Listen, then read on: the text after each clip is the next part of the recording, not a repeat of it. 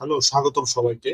আমি এখন দেখাবো যে 3,000 টাকার উপর যে ইনভেন্টরি আইটেম, যেমন স্টেশনারি আইটেম হতে পারে, এটার পিও আমরা কিভাবে করব।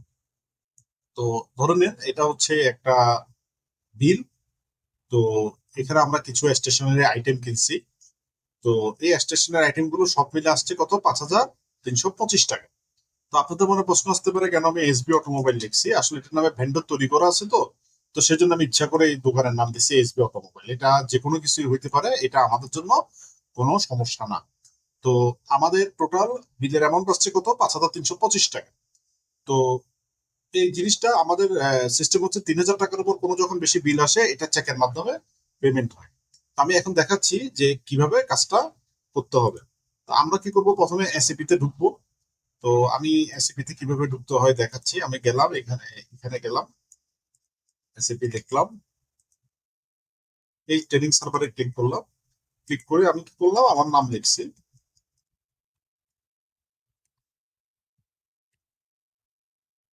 ক্লিক করলাম। তো এটার পরে আমাদের যে পিও করতে গেলে সে আগের টিকটটাই কি করতে হবে, আমাদের দিতে হবে। আগের টিকটটা কত? ME21N আমি দিলাম। আচ্ছা। তো এটার পরে আমাদের যে আইটেমটা আছে 15,000 টাকা পর্যন্ত হচ্ছে পেটি। তো আমরা কি করব, এই যে পেটি গুডস আছে না, এখান থেকে পেটি গুডসটা কি করব, সিলেক্ট করব। হ্যাঁ, এটার পর পারচেসিং অর্গানাইজেশন S240, এগুলো মুখস্থ করে ফেলা ভালো, কারণ এগুলো সবসময় এন্ট্রি দিতে হবে। সচরাচর আমি কি করি, এখান থেকে ক্লিক করি যাতে ভুল না হয়। এটার পর পারচেসিং অর্গানাইজেশন, এটা হবে আমাদের জন্য অ্যাডমিন ডিপার্টমেন্টের জন্য কত? S21 অ্যাডমিনিস্ট্রেটিভ ডিপার্টমেন্ট, এবং কোম্পানি করতে হবে কত? ইজিসি। আচ্ছা, এখন হইতেছে মেইন ক্রুশিয়াল জিনিসটা নিয়ে আলোচনা। এটার আগে আমি বলছিলাম কি, আমাদের জিনিস যদি 3,000 টাকার নিচে হয় তাহলে ভেন্ডর হবে কি, ম্যানেজার অ্যাডমিন। আমরা ম্যানেজার অ্যাডমিনের নাম সিলেক্ট করে দেখেছিলাম। তো যেহেতু এখানে সব মিলে 5,325 টাকা, মানে 3,000 টাকার বেশি, তাহলে আমাদের ভেন্ডর হইতে হবে কি, আমাদের এই জিনিসটা চেকের মাধ্যমে পেমেন্ট হবে, ভেন্ডর হবে কি, যে সাপ্লায়ার। তো আমাদের এসবি অটোমোবাইলের নামে কি তৈরি করা আছে, ভেন্ডর তৈরি করা আছে, সেজন্য আমি এখানে এসবি অটোমোবাইল লিখছি। তো কোনো কারণে যদি আমরা সার্চ করে এসবি অটোমোবাইল ওই ভেন্ডরের নাম না পাই, না পাওয়ার সম্ভাবনায় থাকে অনেক সময়, তো ইন দ্যাট কেস কি করতে হবে, রেসপেক্টিভ অফিসারকে জানাতে হবে, অথবা অ্যাকাউন্টসকে জানাতে হবে যে আমরা ভেন্ডর পাচ্ছি না, ওই ভেন্ডর আইডিটা আমাদেরকে বলেন জিনিসটা। তো আমাদের এখানে তাহলে ভেন্ডর কে হবে এসবি অটোমোবাইল। তো দেখেন আমি এসবি অটোমোবাইলকে কিভাবে খুঁজে বের করবো। এই যে পাশে একটা ঘর আছে, আমি এখানে ক্লিক করলাম। ক্লিক করে আমি নামের জায়গায় জাস্ট স্টার দিয়ে যখন S.B লিখতেছি এবং স্টার কমপ্লিট করতেছি, তখন কিন্তু আমার এসবি অটোমোবাইলে চলে আসছে 100 কোটে কত? 495। তো তারপরে হইতেছে কনফিউশন থাকলে আসলে এটা কি করা, যে অ্যাকাউন্টস থেকে জেনে নেওয়া বা এটা জেনে নেওয়া যে এটা ভেন্ডর আইডি কত হবে। তা আমি 100 কোটে 495 সিলেক্ট করলাম। তা আমার আর কি ভুল করার কোনো কি নাই, সুযোগ নাই জিনিসটা। তাহলে আমার ডকুমেন্টেড কত, মানে যে রেটে বিলটা আসছে, ডকুমেন্টেড হইতেছে 11/5/25। তো এটা অটোমেটিক্যালি চলে আসছে। তো এটা যদি আগের দিনের বিল হইতো তাহলে এটা 10/5/25 হইতো। এটা আমাদের জন্য কোনো ইস্যু না জিনিসটা। তো আমি তো একটু আগে বলছি যে যখন আমরা মানে পিও করতে যাব, তখন আমাদের আগে কি করতে হবে, ম্যাটেরিয়াল কোড গুলো কি করতে হবে, ম্যানেজ করে ফেলতে হবে। তো ম্যাটেরিয়াল কোডের লিস্ট আমাদের আছে। তো ওই লিস্টের মধ্যে যদি কোনো ম্যাটেরিয়াল কোড না থাকে, ইন দ্যাট কেস আমরা কি করব, ম্যাটেরিয়াল কোড স্টোরের সাথে যোগাযোগ করে নিয়ে নিব। তাহলে আমি দেখতেছি বল কোডের ম্যাটেরিয়াল কোড হচ্ছে 2/5, 2/5। তা আমি ব্র্যাকেট দিলাম, ব্র্যাকেট দিয়ে এখানে ভিতর কত দিলাম, 2/5। এ4 পেপারের আমি ম্যাটেরিয়াল কোড দেখি, এ4 পেপারের ম্যাটেরিয়াল কোড হচ্ছে কত, 2/3। তাহলে আমি এখানে গেলাম, আমি গিয়ে দেখতে দিলাম 2/3, 2/3। এটার পরে আমাদের হইতেছে পার্মানেন্ট মার্কার, পার্মানেন্ট মার্কারের ম্যাটেরিয়াল কোড হইতেছে কত, 2/7। তো আমি কি করলাম, এই 2/7টা একটা খাতায় লিখে নিলাম। আমরা বিলের পিছনে এটা কি করতে পারি, লিখে নিতে পারি জিনিসটা। ম্যাটেরিয়াল কোড সিলেকশন খুব গুরুত্বপূর্ণ জিনিস। এটা ভুল হলে আসলে কিন্তু পুরো পিওটাই কি হয়ে যেতে, ভুল হয়ে যেতে পারে জিনিসটা। তাহলে আমরা এখন পিও করব। তো পিও করতে গেলে আমাদের যেটা করতে হবে, সেটা হইতেছে কি, এই যে ম্যাটেরিয়াল কোড আছে না, এখানে ফার্স্ট এটা বসাতে হবে। তাহলে আমি 2/5 বসাচ্ছি, 2/5 বসাই দিলাম জিনিসটা। শর্ট টেক্সট আর কিছু লেখার দরকার নাই। তাহলে আমি কারেন্সি দিয়ে দিব এখানে বিডিটি। হ্যাঁ, এটার পর এক, এটা কি পিসি শাপ নাকি, পিসি শাপ। ধরেন এক পিসের দাম ছিল আমার কত টাকা, 15 টাকা। হ্যাঁ, তাহলে আমি এখানে 15 টাকা দিয়ে দিলাম। ডেলিভারি ডেট কত হবে, 11/5/25। হ্যাঁ, আমি এটা কপিও করতে পারি। তো আমি এটা কপি করে এখান থেকে দিলাম 11 5 25।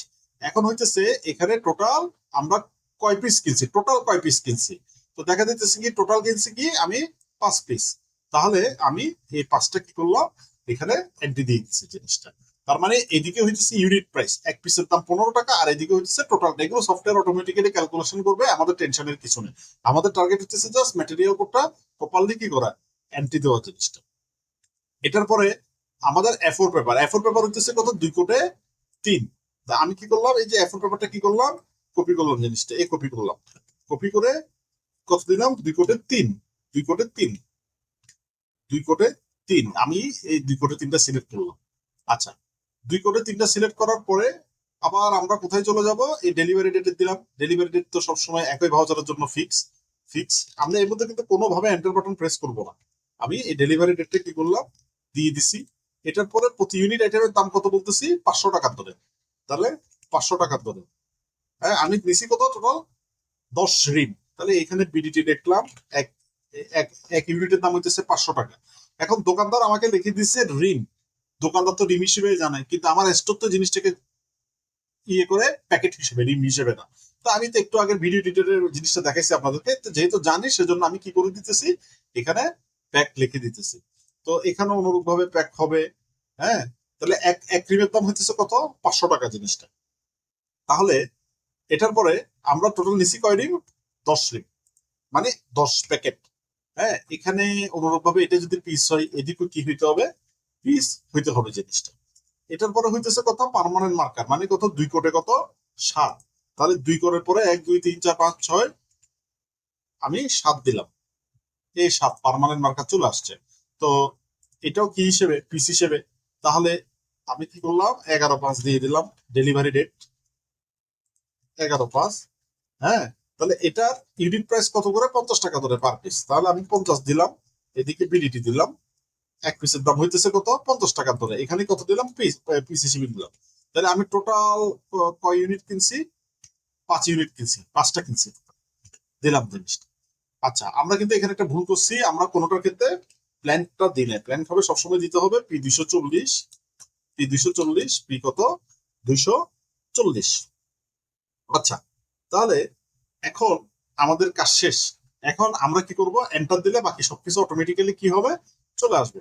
এই আমরা এন্টার দিলাম, সবকিছু চলে আসছে। তো আমাদের আসছে কি, হলুদ কালি। হলুদ কালি থাকা মানে কি, আমরা পরের স্টেপে কি করতে পারবো, আগাতে পারবো জিনিসটা। তো আমাদের পরের স্টেপ হচ্ছে এই পাল্লা, এখানে চেক করা, এই পাল্লা দিয়ে কি করা, চেক করা। এই হলুদ কালি তার মানে হইতেছে কি, আমরা আগাইতে পারবো জিনিসটা। আচ্ছা, তাহলে আমি চেক করছি, চেক করার পরে এটার পর আমরা যাব কি, কন্ডিশন। তো কন্ডিশনে গিয়ে কত আসছে, 5,325 টাকা। তাহলে আমার বিল কি 5,325 টাকা, হ্যাঁ 5,325 টাকা জিনিসটা। তার মানে আমার বিলটা কি হয়েছে, ঠিক আছে, আমার প্রসেসটা কি হয়েছে, ঠিক আছে জিনিসটা। তাই আমাদের 3,000 টাকা পর্যন্ত যে কোনো জিনিস অনুমোদন করতে পারেন ম্যানেজার অ্যাডমিন, 3,000 টাকার উপরে গেলে করতে পারেন চিফ স্যার। তাহলে আমরা রিলিজ স্ট্র্যাটেজিতে গেলাম, রিলিজ স্ট্র্যাটেজি গিয়ে দেখি কি রিলিজ স্ট্র্যাটেজি ট্রিগার করছে, এই যে সাইদুল স্যারের নাম আসছে বা ম্যানেজার অ্যাডমিন স্যারের নাম আসছে। উনি কি করতে পারেন, উনি প্রথমে অ্যাপ্রুভ করবেন, উনি অ্যাপ্রুভ করলে এটা কোথায় যাবে, চিফ ইঞ্জিনিয়ার স্যারের কাছে যাবে জিনিসটা। তাহলে আমাদের যেটা করতে হবে, এখন যেটা করতে হবে, আমাদের পুরো জিনিসটাই ঠিক আছে। আমরা কি করব, একটু ট্যাক্সে গিয়ে লিখবো, এই যে এদিকে বাম দিকে আছে না, এই যে বাম দিকে গিয়ে ট্যাক্সে লিখবো যে কি উদ্দেশ্যে এটা কিনা হয়েছে। রেসপেক্টেড স্যার, আমি লিখে দিতেছি, রেসপেক্টেড স্যার, আইটেমস আর bought, stationery items R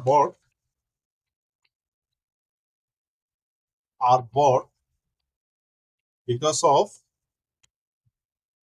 shortage in stock। এটার পর যেটা করতে হবে সেটা হইতেছে রিগার্ডস, নামটা লিখে দিতে হবে। আমি আমার নাম লিখে দিচ্ছি, মিথুন দাস। আমি আমার নামটা লিখে একটু টাইপিং এ জাস্ট হচ্ছে, দেন হইতেছে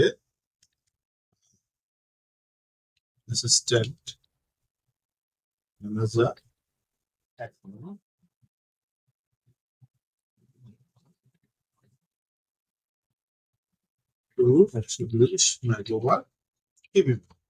এখন এই পুরো হোল জিনিসটা কপি করলাম, জিনিসটা এখানে ট্যাক্সের মধ্যে যদি কোনো এক্সেপশন থাকে, যে কোনো কিছু বলার থাকে স্যারকে, আপনারা কি করতে পারবেন, এগুলো লিখতে পারবেন। এটার পরে আমাদের যেটা করতে হবে সেটা হইতেছে এই যে অপশনটাতে যেতে হবে, এখানে হইতেছে রিলেটেড বিলগুলো কি করতে হবে, সাবমিট করতে হবে। তা আমরা ক্রিয়েট অপশনে গেলাম, আমরা কি করবো, একটা নোট দিব, এখানে একটা নোট আমরা কি করব, লিখে রাখবো। তাহলে আমি কি করলাম, ওই যে যেটা লিখছি ওটা কি করছি, আমি এখানে কি করে দিছি, পেস্ট করে দিছি। তাহলে এখানে হবে, আমি লিখে দিলাম পি অফ কি stationery items, P of stationery items, এটার পর এটা কি করলাম, ওকে করলাম জিনিসটা।